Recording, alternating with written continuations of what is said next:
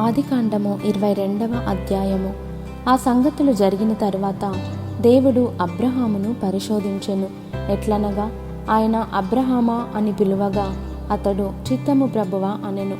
అప్పుడాయన, నీకు ఒక్కడయున్న నీ కుమారుని అనగా నీవు ప్రేమించు ఇస్సాకును తీసుకొని మోరియా దేశమునకు వెళ్ళి అక్కడ నేను నీతో చెప్పబోవు పర్వతములలో ఒక దాని మీద దహన బలిగా అతన్ని నర్పించుమని చెప్పెను.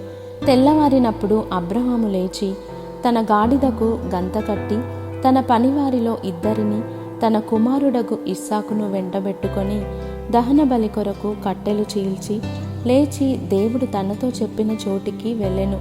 మూడవ నాడు అబ్రహాము కన్నులెత్తి దూరము నుండి ఆ చోటు చూచి తన పనివారితో, మీరు గాడిదతో ఇక్కడనే ఉండుడి, నేనును ఈ చిన్నవాడును అక్కడికి వెళ్ళి దేవునికి మ్రొక్కి మరలా మీ యొద్దకు వచ్చేదమని చెప్పి దహన బలికి కట్టెలు తీసుకొని తన కుమారుడగు ఇస్సాకు మీద పెట్టి తన చేతితో నిప్పును కత్తిని పట్టుకొని పోయెను. వారిద్దరూ కూడి వెళ్ళుచుండగా ఇస్సాకు తన తండ్రి అయిన అబ్రహాముతో, నా తండ్రి అని పిలిచెను. అందుకతడు, ఏమి నా కుమారుడా అనెను. అప్పుడతడు, నిప్పును కట్టెలను ఉన్నవి గాని దహన బలికి గొర్రెపిల్ల ఏది అని అడుగగా అబ్రహాము, నా కుమారుడా, దేవుడే దహన బలికి గొర్రెపిల్లను చూచుకొనునని చెప్పెను. అలాగు వారిద్దరూ కూడి వెళ్ళి దేవుడు అతనితో చెప్పిన చోటికి వచ్చినప్పుడు అబ్రహాము అక్కడ బలిపీఠమును కట్టి కట్టెలు చక్కగా పేర్చి తన కుమారుడగు ఇస్సాకును బంధించి ఆ పీఠము పైనున్న కట్టెల మీద ఉంచెను. అప్పుడు అబ్రహాము తన కుమారుని వధించుటకు తన చెయ్యి చాపి కత్తి పట్టుకొనగా యెహోవా దూత పరలోకము నుండి, అబ్రహామా, అబ్రహామా అని అతని పిలిచెను. అందుకతడు, చిత్తము ప్రభువా అనెను. అప్పుడు ఆయన, ఆ చిన్నవాని మీద చెయ్యి వేయకుము, అతనినేమియూ చేయకుము. నీకు ఒక్కడయున్న నీ కుమారుని నాకియ్య వెనుదీయలేదు గనుక నీవు దేవునికి భయపడు వాడవని ఇందువలన నాకు కనబడుచున్నదనెను. అప్పుడు అబ్రహాము కన్నులెత్తి చూడగా పొదలో కొమ్ములు తగులుకొనియున్న ఒక పొట్టేలు వెనుక తట్టున కనబడెను. అబ్రహాము వెళ్ళి ఆ పొట్టేలును పట్టుకొని తన కుమారునికి మారుగా పెట్టి దహన బలిగా అర్పించెను.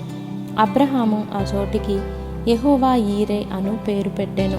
అందుచేత యెహోవా పర్వతము మీద చూచుకొనును అని నేటి వరకు చెప్పబడును. యెహోవా దూత రెండవ మారు పరలోకము నుండి అబ్రహామును పిలిచి ఇట్లనెను, నీవు నీకు ఒక్కడే అయ్యున్న నీ కుమారుని ఇయ్య వెనుతీయక ఈ కార్యము చేసినందున నేను నిన్ను ఆశీర్వదించి ఆకాశ నక్షత్రముల వలెను సముద్ర తీరమందలి ఇసుక వలెను నీ సంతానమును నిశ్చయముగా విస్తరింపజేసేదను. నీ సంతతి వారు తమ శత్రువుల గవిని స్వాధీనపరచుకొందురు. మరియు నీవు నా మాట వినినందున భూలోకములోని జనములన్నయూ నీ సంతానము వలన ఆశీర్వదించబడును. నా తోడని ప్రమాణము చేసియున్నానని యెహోవా సెలవిచ్చెననెను. తరువాత అబ్రహాము తన పనివారి యొద్దకు తిరిగి రాగా వారు లేచి అందరూ కలిసి బెయేర్షెబాకు వెళ్ళిరి. అబ్రహాము బెయేర్షెబాలో నివసించెను. ఆ సంగతులు జరిగిన తరువాత అబ్రహామునకు తెలుపబడినదేమనగా, మిల్కా అను ఆమెయు నీ సహోదరుడగు నాహోరునకు పిల్లలను కనెను.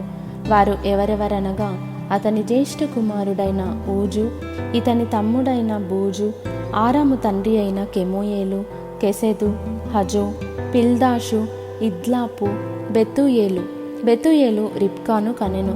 ఆ 8 మందిని మిల్కా అబ్రహాము సహోదరుడగు నాహోరునకు కనెను. మరియు రయూమా అను అతని ఉపపత్నియు తెబహును, గహమును, తహషును, మయకాను కనెను.